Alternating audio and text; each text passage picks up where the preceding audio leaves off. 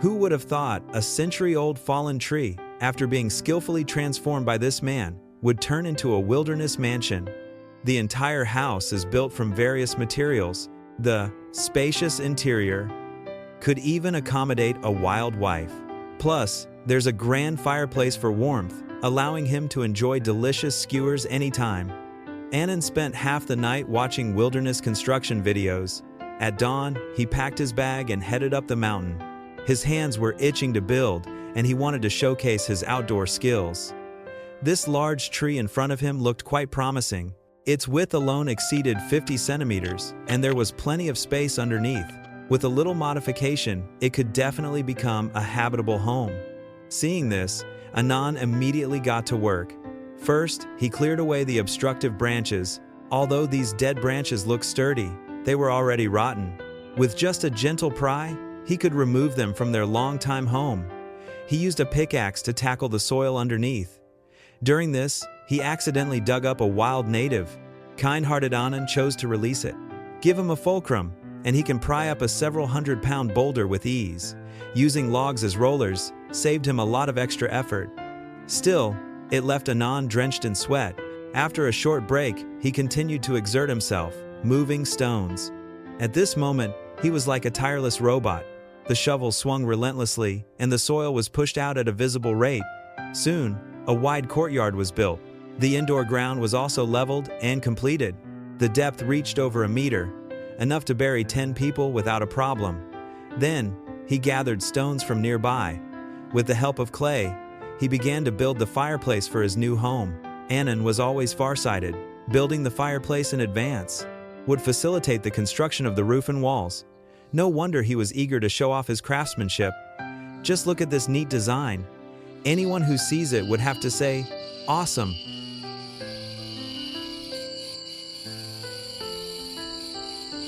Afterward, he took out his ancestral saw from his bag and began to cut another thick log. The weather was hot, and large beads of sweat streamed down his face. No job is easy, so keep working hard, you oxen and horses. If you can endure hardship, you'll have endless hardship to endure. Don't throw away the sawed-off logs, they can be recycled later. After he trimmed the cut surface neatly, he kidnapped a few more tree brothers from nearby. After sharpening one end, he hammered them firmly into the foundation.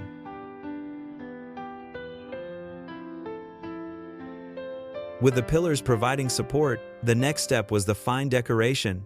The raw materials were these bamboo poles. With the help of hemp rope, he tightly connected them to the pillars. Each one was neatly arranged. This would be the back wall of the shelter. Before sealing the roof, he first carved grooves into the tree trunk to slot in the support beams. The rest was the same process. As a qualified wilderness builder, one must learn to utilize various resources in the wild.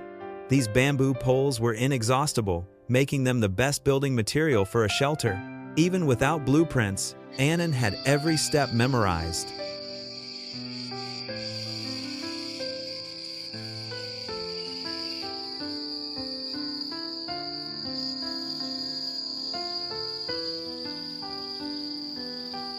After completely sealing it with bamboo poles, considering the shelter's airtightness, he then covered it with a layer of clay, filling the gaps tightly to prevent stray breezes from messing up the interior. Looking at his skilled plastering technique, he must have practiced for at least 2 kun years. Afterward, Anand ventured deep into the forest and found a dead tree that had been resting for a long time. Since it couldn't become a 1,000-year-old tree, it would serve as a wedding dress for the shelter. He stripped all the bark from it. After cutting it into short sections, he could bundle them together. He packed them up and took them away to use as tiles for the shelter. This would not only blend the new home with its surroundings, but also reduce the erosion of the clay by rainwater.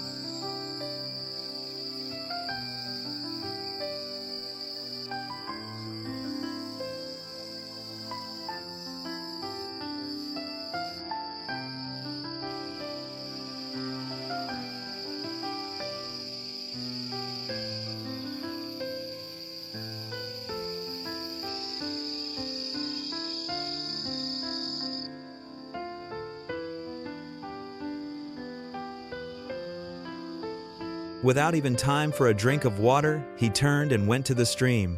These river stones, after long-term erosion by the river, had become very smooth on the surface. They're perfect for paving the floor of his new home. Although each stone slab had a unique shape, Anand, with his exquisite masonry skills, still arranged them to complement each other perfectly. He also didn't forget to grout them beautifully, mastering every detail. Just as he finished paving, it started to rain outside. It was the perfect time to sit by the window with a hot cup of tea and let his tired body rest. Then, he carried over several processed logs. He just needed to drill holes in the corresponding positions and then securely connect them with wooden pegs. A single bed frame was thus assembled. For the bed base, he still used the same material, arranging them side by side. The neat arrangement would make anyone with OCD feel incredibly satisfied. Finally, he neatly laid bamboo poles on the windowsill to make the surface cleaner and tidier. At this point, all the renovation work was complete. Would you like to spend a night in a cabin like this?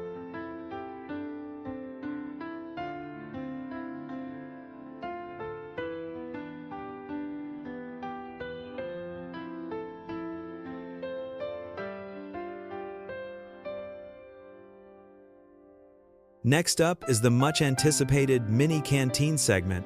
Large pieces of ribs were washed clean with river water and then skewered. They were then placed over the charcoal fire to roast. After 15 minutes, the perfectly roasted meat, crispy outside and tender inside, was ready. After cutting it into small pieces with a knife, the hungry Anand began to feast. No seasonings, just the original flavor. So fragrant. After eating, he drank a cup of hot tea and then could lie down in bed and drift off to sleep. A month ago, Anand built this shelter. Considering it was still a work in progress, after his blind dates yielded no results, he returned here. He was ready to continue perfecting the remaining work. The first priority was processing the main door.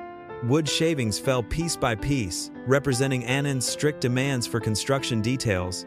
The unpromising tree brothers, after being carved by saw and axe, could finally reveal their true appearance and be treated with sincerity. After processing the necessary raw materials, he then began to showcase his true carpentry skills.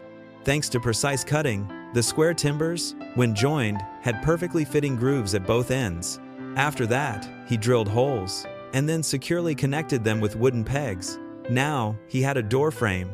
Then, he filled it with short pieces of wood, arranging them neatly side by side. The neat arrangement would make anyone with OCD feel incredibly satisfied. The connection to the door frame was still made with wooden pegs.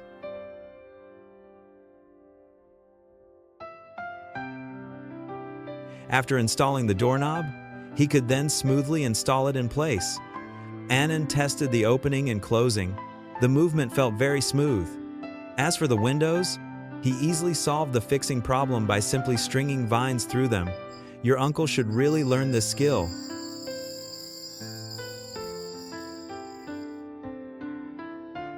To catch fish for food in the wild, a tool is naturally needed to achieve this, and the easiest to make is a bamboo pole. He split it in half and then sliced it into bamboo strips a few centimeters wide. After that, he used his ancestral wind weaving technique to weave them together one by one. You know, it's true. To survive in the wild, you really need some skills.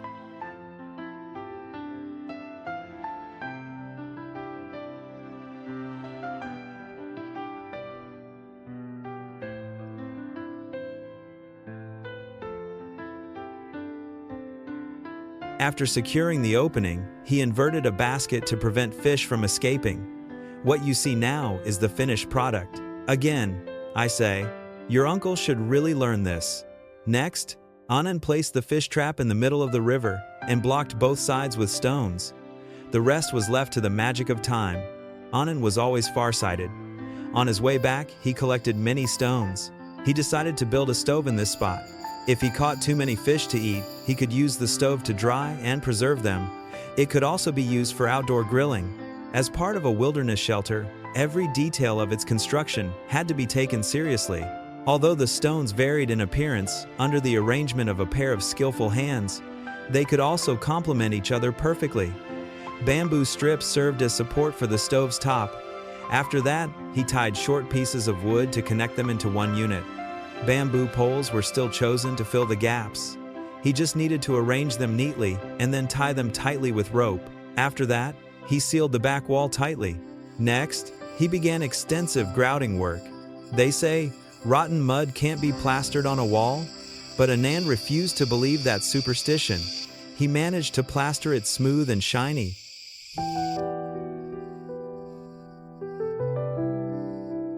But that's not all. He added another layer of stone slabs on the outermost part. Every spot that could be decorated, he beautified it. Finally, he extended the chimney and topped it with a wild cap. Thus, the magnificent oven was completed. Its exquisite design would earn a thumbs up from anyone who saw it. Right, Yanzu and Yifei? Anand eagerly lit a roaring fire inside.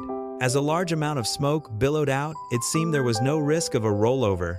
While the firewood was burning, it was time to retrieve the fish trap. 2.5 pounds of big fish, a whole pile poured out. His effort in weaving the fish trap was not in vain. Seeing the carrying pole fully loaded on both ends, honestly, I'm jealous. After dismembering them and washing them clean with stream water, they could be skewered. Today was truly a day of harvest. By now, the firewood had burned down to charcoal. The heat was just right. Anand carefully placed the fish pieces inside. The short pieces of wood connecting the frame served perfectly as support.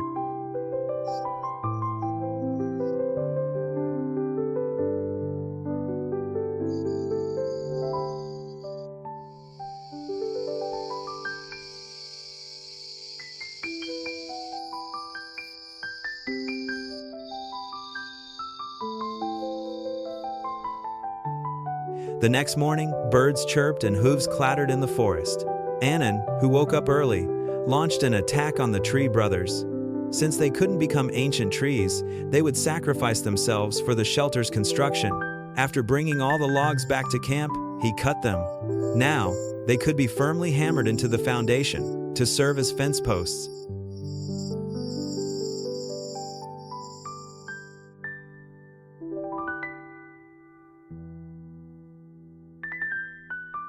Then, with the help of clay, he laid a circle of wooden stakes at the bottom. Next, he connected them to each other.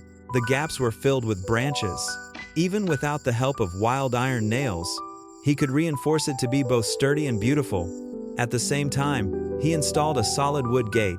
It looked quite simple. This large log finally came in handy. He smoothed the edges. Then he connected it top and bottom with a wooden block.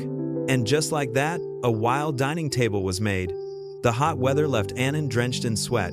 Just as he was drinking tea and preparing to rest for a moment, looking at the muddy ground, he immediately started working again. It was the same process as before. This guy must have OCD. He couldn't tolerate even the slightest flaw in the new home he built with his own hands.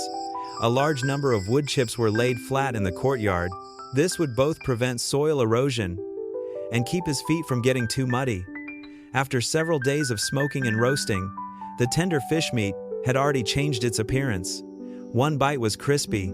The protein content was more than 10 times that of beef.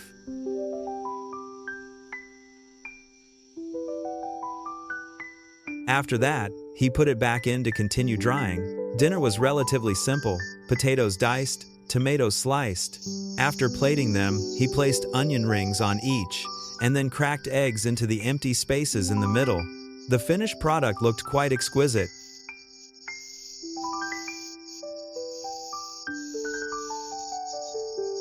While it was heating, he moved the smoked fish out. If he ran out of food later, he could use them to satisfy his hunger.